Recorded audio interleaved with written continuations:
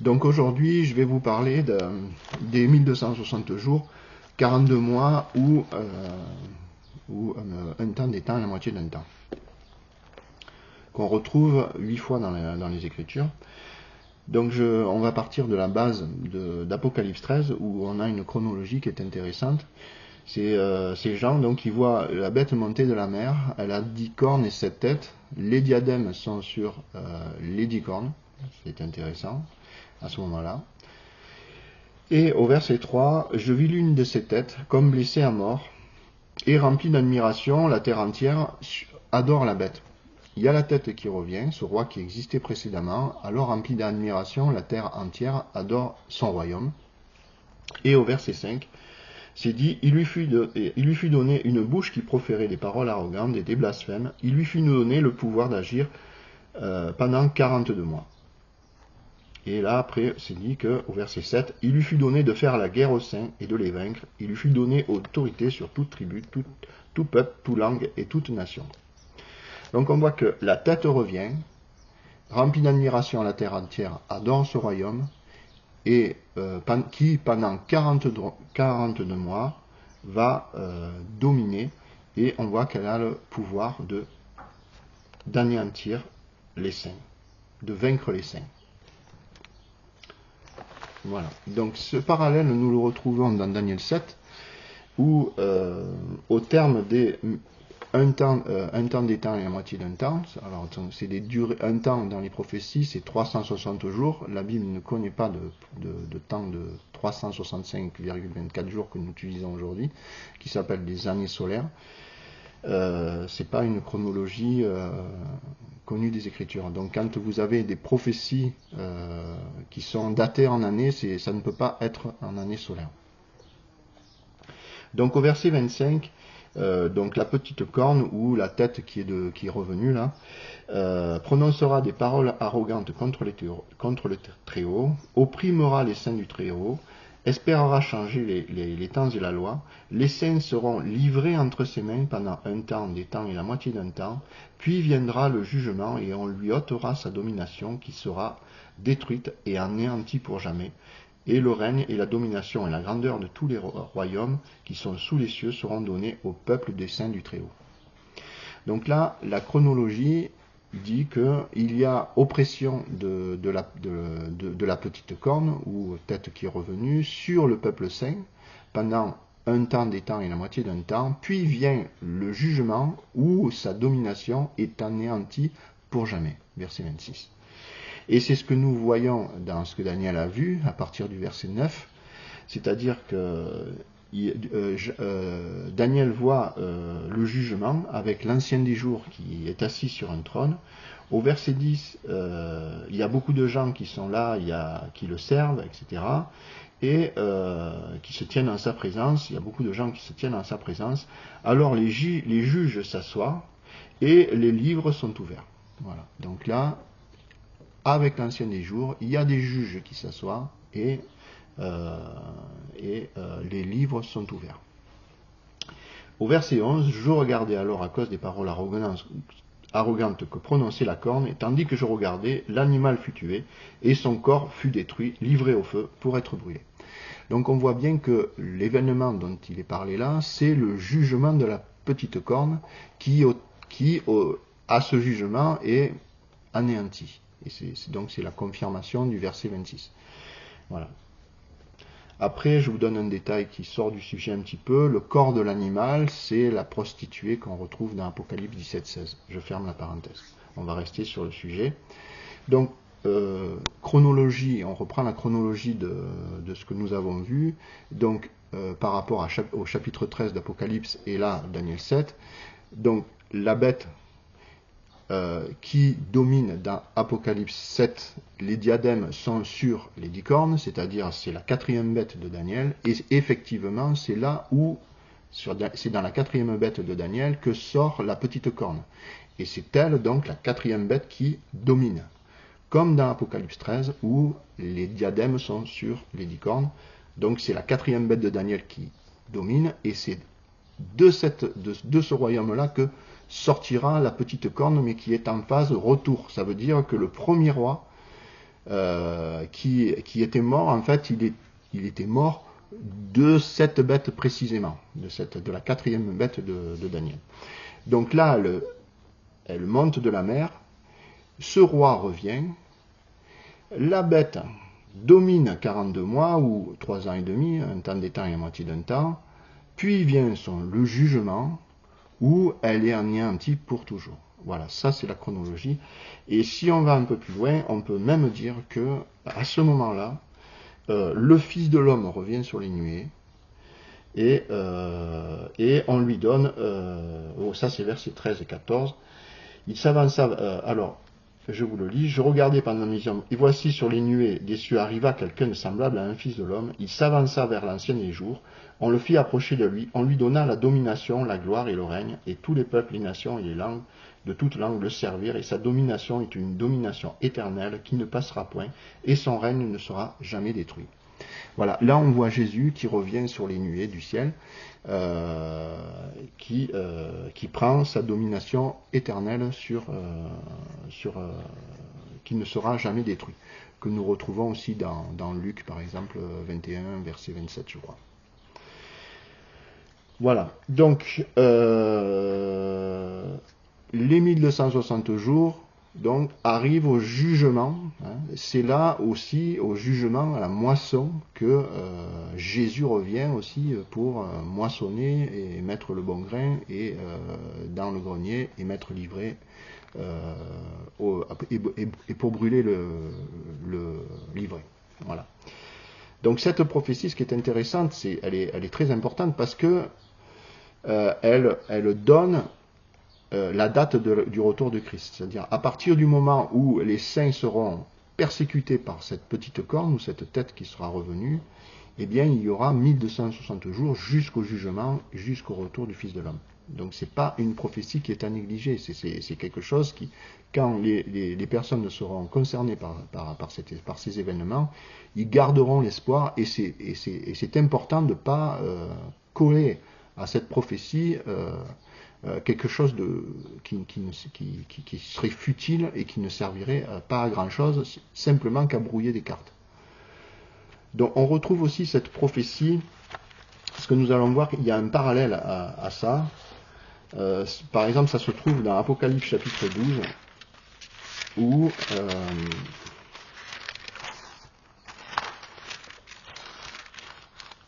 versets 14 à 17, où on voit que donc le dragon est en colère, il descend sur la terre, faire du mal à la terre et à la mer. Donc ici nous sommes au début des trompettes, c'est quand les malheurs tombent sur la terre et la mer, c'est-à-dire chapitre 8, versets 7 et 8 d'Apocalypse, c'est les débuts des trompettes.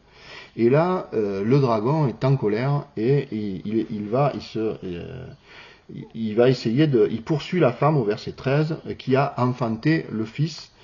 Et alors les ailes du grand aigle furent données à la femme afin qu'elle s'envole au désert vers son lieu où elle est nourrie, un temps, des temps et la moitié d'un temps, loin de la face du serpent. Donc on voit que la femme là, elle fuit au désert pendant 1260 jours.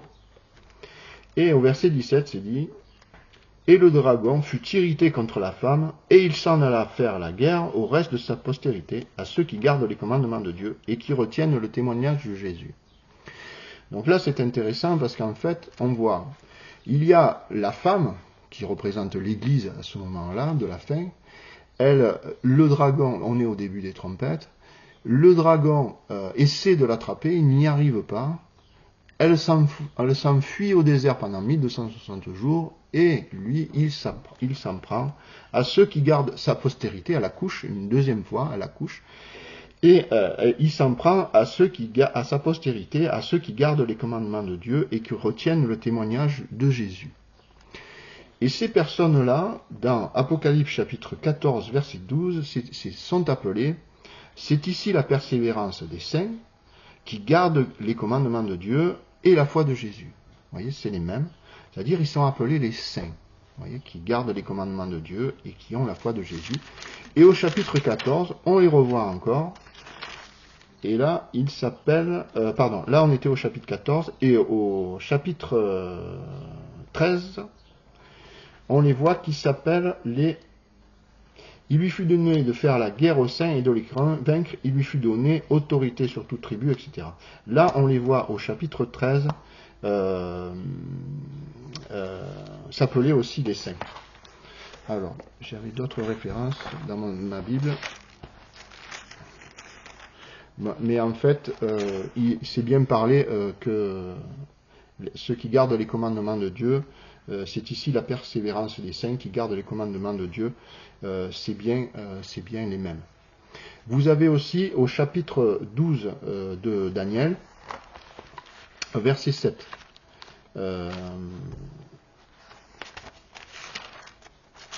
Vous avez aussi référence à cette prophétie qui dit: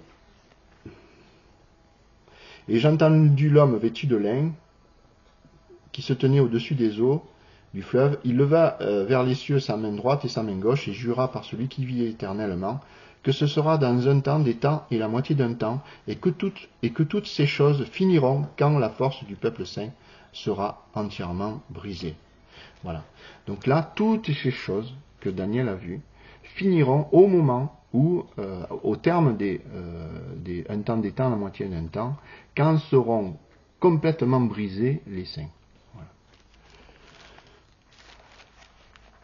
Après, en lien avec ce que nous avons vu au chapitre 12, où cette femme fuit pendant 1260 jours au désert, et le dragon, il ne peut pas l'attraper, alors il va s'en prendre à son deuxième accouchement, c'est-à-dire à ceux qui gardent les commandements de Dieu, et qui vont être tous exterminés.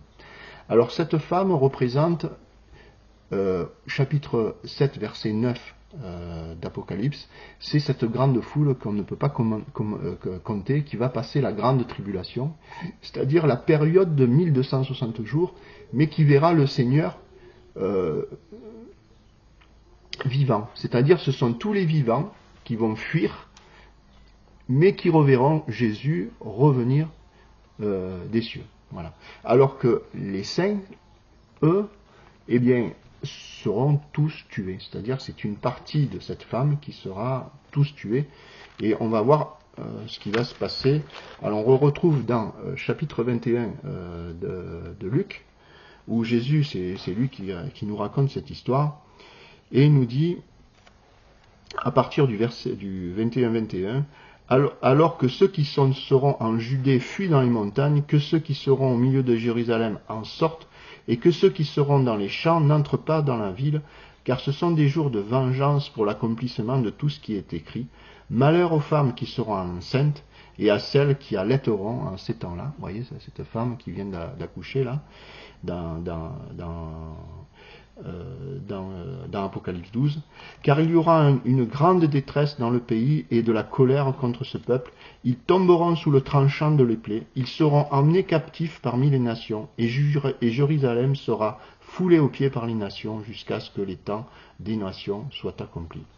Là, on voit qu'en fait, Jérusalem va être foulée aux pieds par les nations jusqu'à ce que les temps soient accomplis. Il y aura des signes sous le soleil, dans la lune et dans les étoiles, et sur la terre. Il y aura de l'angoisse chez les nations qui ne sauront que faire au bruit de la mer et des flots. Les hommes rendant l'âme de terreur dans l'attente de ce qui surviendra sur la terre, et les puissances des cieux seront ébranlées. Alors on verra le Fils de l'homme venant sur les nuées avec puissance et une grande gloire. Voyez ? Quand ces choses commenceront à arriver, redressez-vous et levez vos têtes, parce que votre délivrance est proche. Donc cette prophétie, c'est intéressant de la voir à l'envers. Voyez, c'est-à-dire, on voit Jésus revenir du ciel, où tout œil le verra sur les nuées, et après, c'est un temps d'angoisse, c'est un temps de douleur, un temps où les femmes accouchent. Voyez, où là, quand ça se passera, il faudra qu'elle fuit, qu'elle s'en aille au désert. Voyez. Et ça, c'est le temps, c'est dit au verset 23,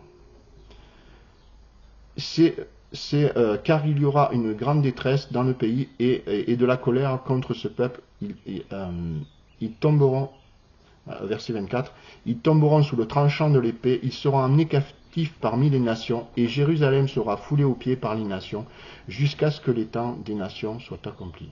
Voilà. Là, il est parlé que Jérusalem sera foulée aux pieds par les nations, et que c'est le temps des nations. Et bien ça, nous le retrouvons au chapitre 11 d'Apocalypse, verset 2, où c'est dit mais le parvis extérieur du temple, laisse-le de côté, ne le mesure pas, car il a été donné aux nations, et elles fouleront aux pieds la ville sainte pendant 42 mois. Voilà. Vous voyez le lien qu'il y a entre tout ça, c'est la ville sainte, c'est Jérusalem, et elle sera foulée aux pieds pendant 42 mois, et en fait, on sait par qui, on sait que c'est la petite corne qui fera ces choses-là, et c'est le temps des nations, c'est-à-dire c'est le choix, on va dire, que les nations vont voir en fait ce qui se passe avec le pouvoir de cette petite corne. Ils auront le choix de la suivre ou de réaliser les injustices qu'elle va commettre, c'est-à-dire de tuer, d'opprimer, tout ça, de tuer une multitude, de pourchasser cette femme, hein, où on voit que dans une autre prophétie parallèle à celle-là, on voit que c'est particulièrement un sabbat, hein, que votre malheur n'arrive pas un jour de sabbat, donc on voit que cette femme elle aura une particularité, cette croyance, on va dire, elle gardera les commandements de Dieu, et dans les commandements de Dieu, il y a aussi le quatrième qui est le respect du sabbat. Et ça, c'est, on va dire, un clin d'œil par rapport au commandement de Dieu, parce que la particularité des saints qui seront tués, c'est d'observer la loi, c'est-à-dire d'accomplir la loi, d'avoir la loi dans leur cœur. Hein, ils garderont les commandements de Dieu, mais c'est aussi, on dit, il est dit dans l'ange dit à Jean pour lui expliquer, au chapitre 19, 10, il leur dit: je tombais à ses pieds pour l'adorer, à cet ange, à ces gens qui parlent, mais il me dit: garde-toi de faire ça, je suis ton compagnon de service et celui de tes frères, qui ont le témoignage de Jésus, adore Dieu, car le témoignage de Jésus est l'esprit de la prophétie. C'est-à-dire que, au chapitre 12, verset 17, ceux qui sont pourchassés par le dragon, au travers de la petite corne, eh bien, ils gardent les commandements de Dieu, mais ils ont le témoignage de Jésus. Et le témoignage de Jésus, c'est quoi? C'est l'esprit de prophétie. C'est-à-dire que ce groupe-là sera animé à la fois par les prophéties, et il gardera aussi les commandements de Dieu. Voilà. Donc je vous remercie et j'espère que cette vidéo vous aidera à comprendre l'importance de ces 1260 jours, où je reviens juste un instant sur ce que Daniel dit, au chapitre 12.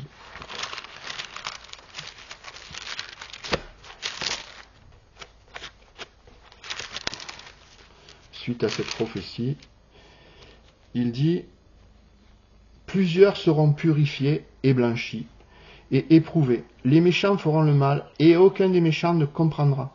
Mais ceux qui auront l'intelligence comprendront. Voyez ? C'est-à-dire que là, cette prophétie, eh bien, ça va trancher. Vous allez en avoir qui vont être purifiés, les saints qui garderont les commandements de Dieu, et puis d'autres qui vont faire quoi? Ils vont s'endurcir et suivre la bête et la petite corne, qui est appelée aussi l'antichrist, celui qui est contre le Christ ou particulièrement contre son caractère. Voilà. Merci.